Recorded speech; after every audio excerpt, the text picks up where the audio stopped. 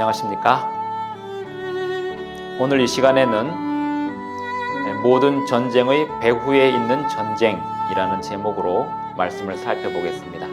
안식일학교 교과책 제1과 교과책 내용을 중심으로 합니다. 교과책 3월 31일 일요일 교과를 보면 소 제목이 하늘의 전쟁입니다. 하늘에 존재했던 자유, 그리고 이 세상에 존재하게 된 악의 기원에 관하여 찾아봅니다. 하늘에 자유가 있었습니다. 자유는 선택할 수 있는 힘을 말합니다. 하늘의 천사장이었던 루시퍼가 처음에 반역했을 때 하나님은 어떻게 반응하셨는지 살펴봅니다. 그리고 하나님의 반응은 어떤 의미가 있는지도 생각해 봅니다. 성경 요한계시록 12장 7절부터 9절을 읽습니다. 하늘에 전쟁이 있으니 미가엘과 그의 사자들이 용과 더불어 싸울세. 용과 그의 사자들도 싸우나 이기지 못하여 다시 하늘에서 그들이 있을 곳을 얻지 못한지라. 큰 용이 내쫓기니 옛 뱀 곧 마귀라고도 하고 사탄이라고도 하며 온 천하를 꿰는 자라. 그가 땅으로 내쫓기니 그의 사자들도 그와 함께 내쫓기니라. 이 말씀은 선과 악 사이에 벌어진 우주적 쟁투를 설명합니다. 사탄은 그가 꿰어낸 천사들과 함께 그리스도를 대항하여 싸움을 벌였습니다. 마지막에는 사탄과 그에게 동조한 천사들이 하늘에서 쫓겨났습니다.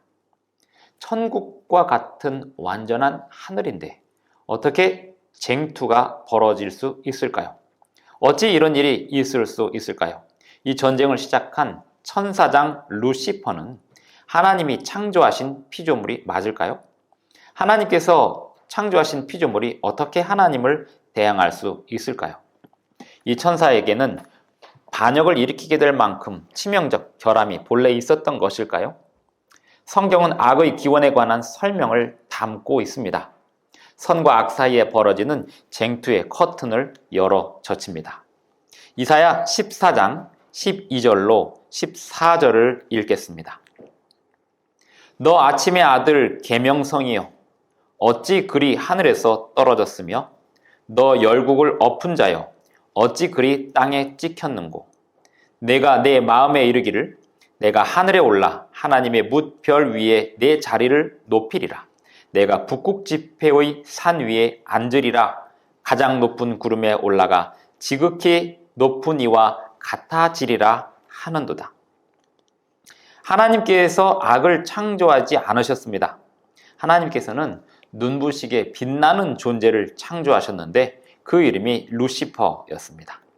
그 이름은 매우 좋은 이름이었고 천사장 루시퍼는 완전하게 창조되었습니다. 완전한 창조란 무엇을 의미할까요? 스스로 모든 것을 선택할 수 있는 자유가 있다는 것을 말합니다. 선택의 자유는 하나님의 정부의 기본 원리입니다. 강압이 아닌 사랑으로 운영되는 원리입니다. 죄는 하늘에 있던 루시퍼 천사에게서 시작되었습니다. 완전했던 천사가 자기 마음에 교만과 이기심과 질투를 뿌리내리면서 시작된 것이 죄입니다. 창조주에게 반역을 일으키기까지 하였습니다. 그 과정을 논리적으로 설명하기는 거의 불가능합니다. 죄는 그냥 신비입니다. 매우 악한 신비입니다. 창조된 존재 루시퍼는 창조주 하나님께서만이 받으실 수 있는 경배를 탐하기까지 하였습니다. 그 천사는 하나님의 권위에 의문을 제기하므로 예수님의 보좌의 지위를 찬탈하려는 시도를 하였습니다. 루시퍼의 반역은 하늘의 전쟁을 촉발시켰습니다. 하나님께서는 루시퍼 천사를 오랫동안 참으셨고 더 이상 하늘의 반역한 상태로 있도록 허용하실 수 없게 되었습니다. 각 시대의 대쟁투 494쪽에는 이런 글이 있습니다. 하늘의 회의는 루시퍼에게 간청했다. 하나님의 아들은 그에게 창조주의 위대하시고 선하시고 공의로우심을 알려주고 그분의 율법의 신성하고 변치 않는 특성을 제시해 주셨다. 하늘의 질서는 하나님께서 친히 세우셨다.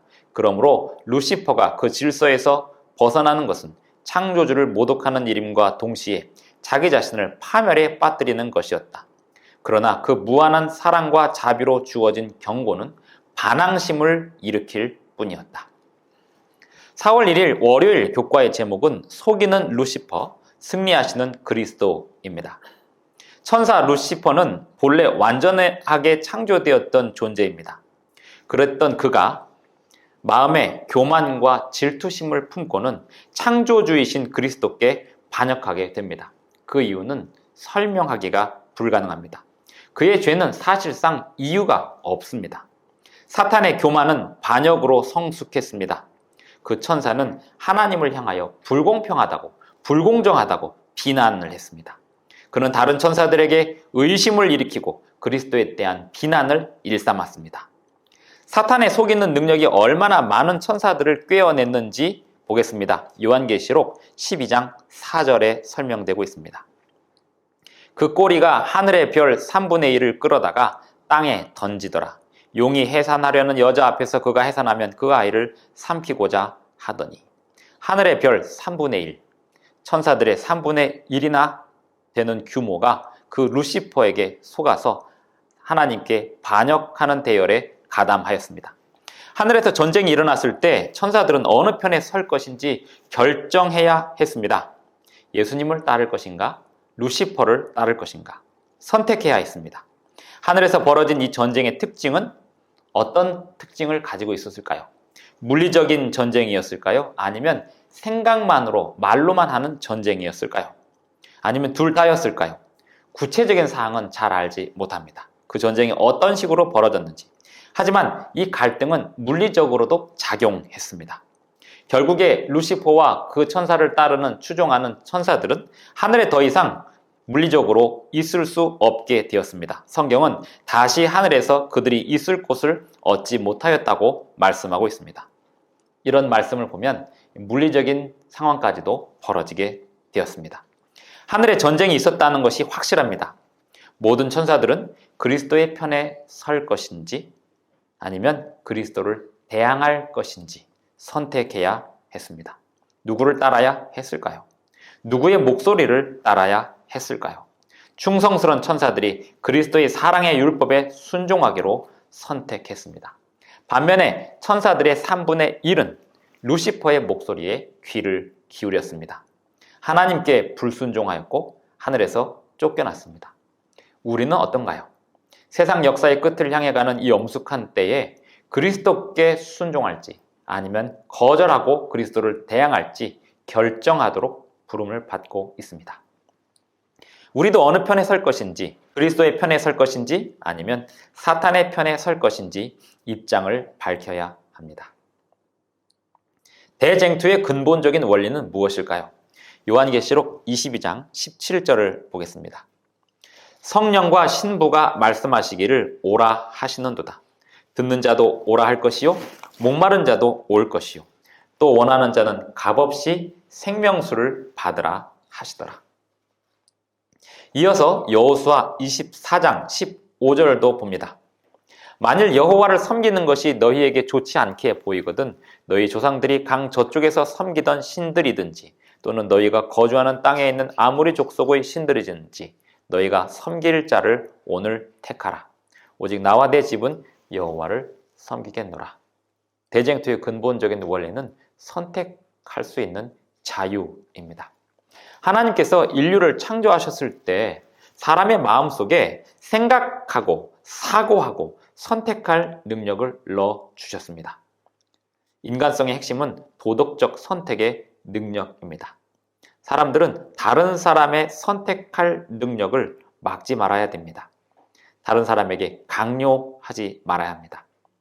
사람은 단지 로봇처럼 만들어진 게 아닙니다.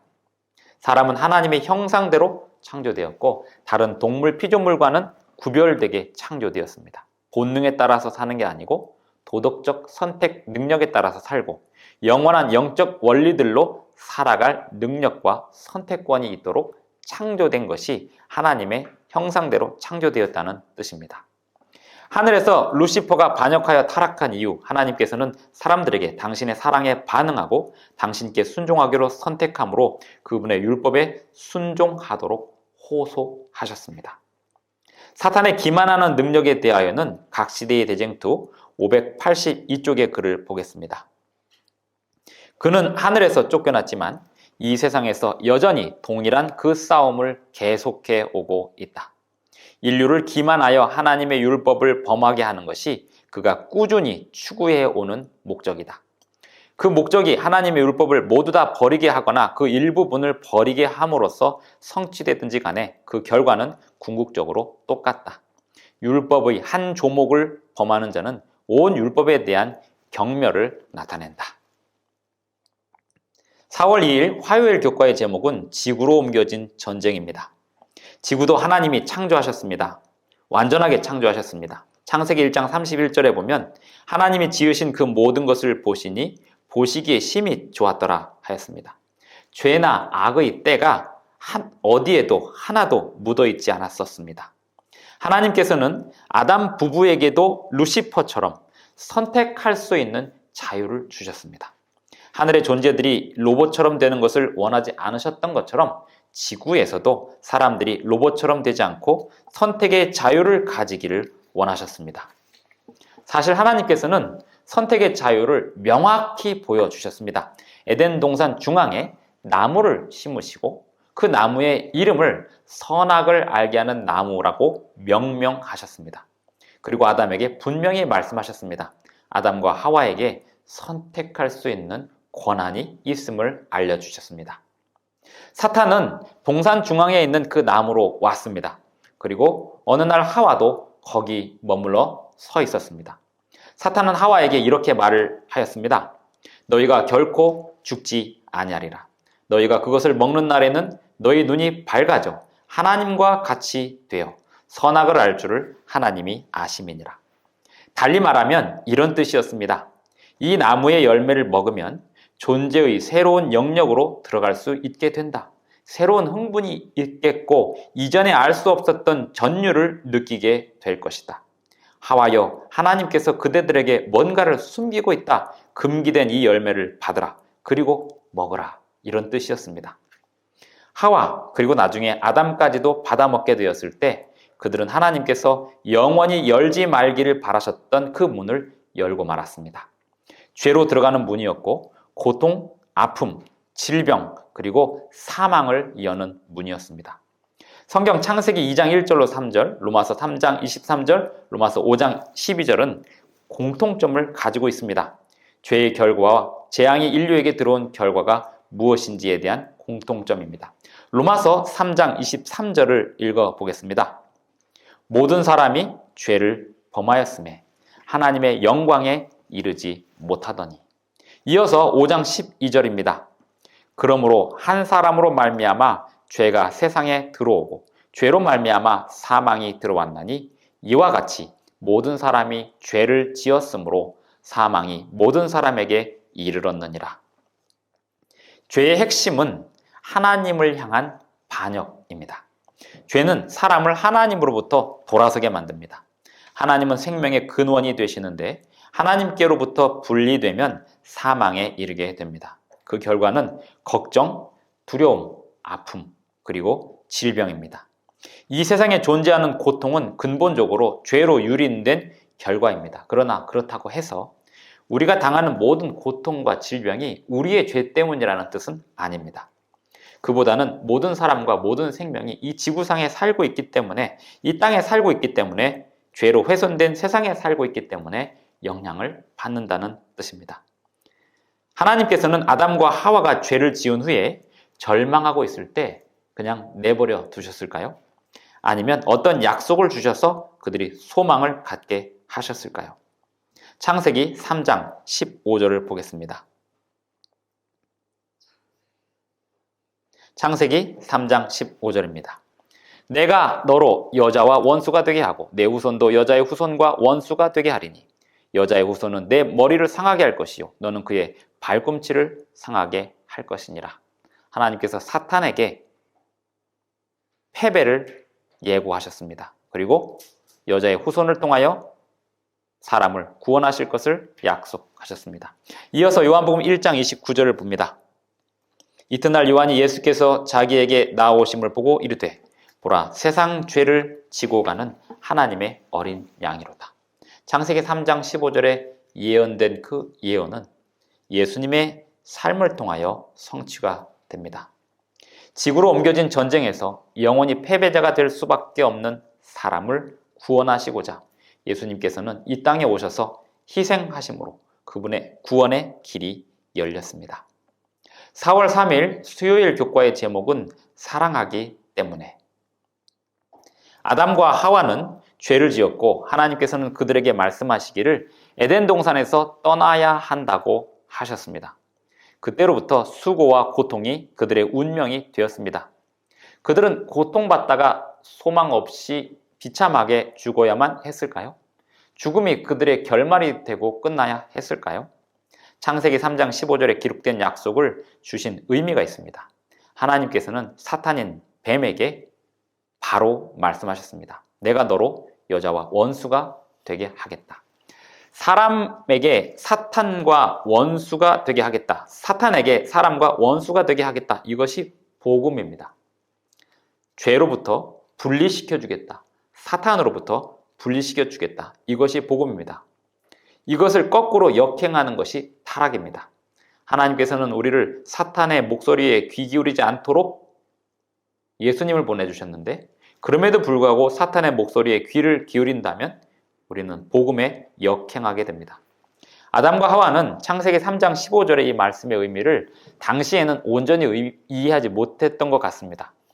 가인이 여자의 후손인 줄 알았으니까요.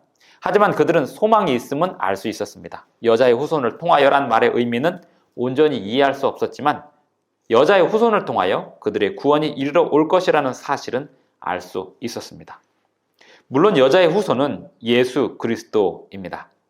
사탄은 십자가에서 예수님의 발꿈치를 상하게 하였지만 예수님께서는 십자가에서 사탄을 이기셨습니다. 예수님의 승리는 언젠가 뱀의 머리가 완전히 부수어질 것임에 대한 보증입니다. 고통과 사망의 문을 아담과 하와가 열었지만 그 문은 영원히 닫히게 될 것입니다. 다시는 눈물과 고통과 사망이 없게 될 것입니다. 히브리서 2장 9절을 보면서 예수님의 십자가 희생이 얼마나 엄청난 것인지 생각해 보겠습니다. 히브리서 2장 9절입니다. 오직 우리가 천사들보다 잠시 동안 못하게 하심을 입은 자, 곧 죽음의 고난 받으심으로 말미암아 영광과 존귀로 관을 쓰신 예수를 보니 이를 행하심은 하나님의 은혜로 말미암아 모든 사람을 위하여 죽음을 맛보려 하심이라. 이어서 갈라디아서 3장 13절을 봅니다. 그리스도께서 우리를 위하여 저주를 받은 바 되사 율법의 저주에서 우리를 속량하셨으니 기록된 바 나무에 달린 자마다 저주 아래에 있는 자라 하였음이라. 고린도후서 5장 21절도 보겠습니다.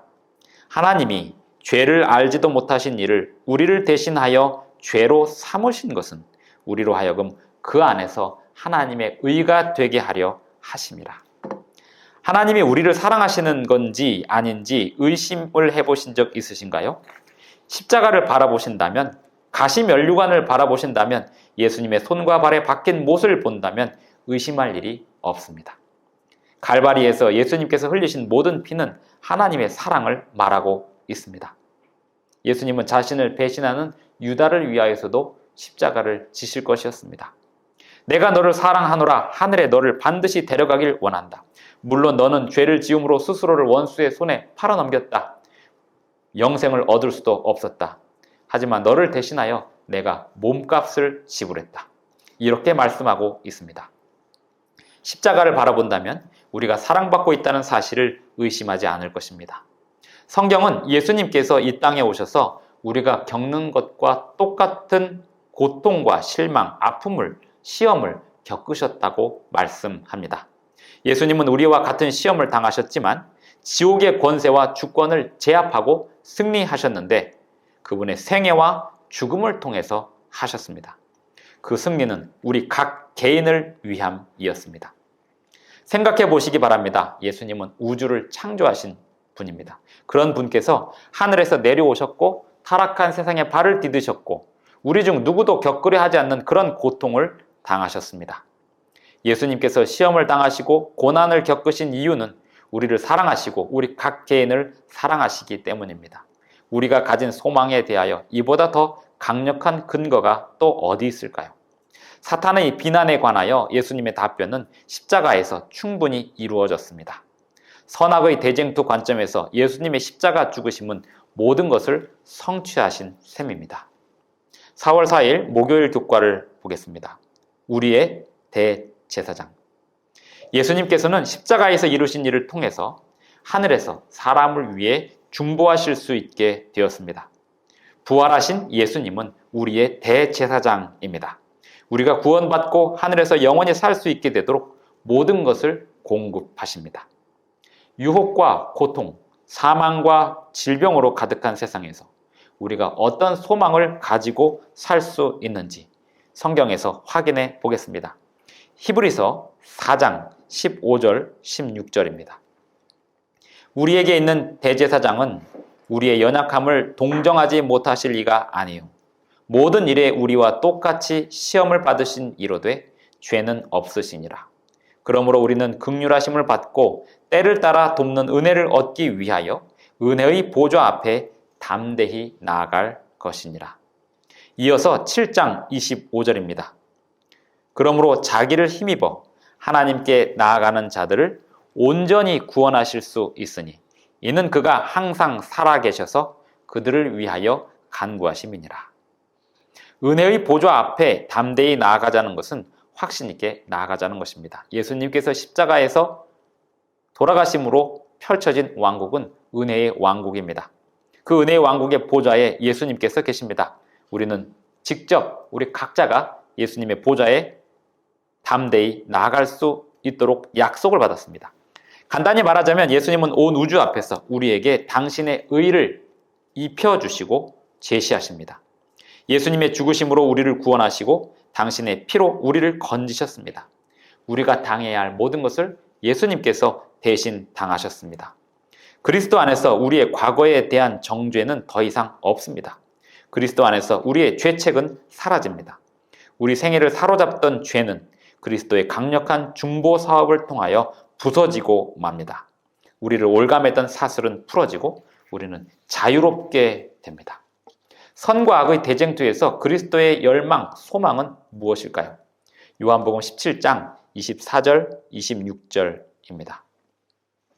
아버지여, 내게 주신 자도 나 있는 곳에 나와 함께 있어 아버지께서 창세전부터 나를 사랑하심으로 내게 주신 나의 영광을 그들로 보게 하시기를 원하옵나이다.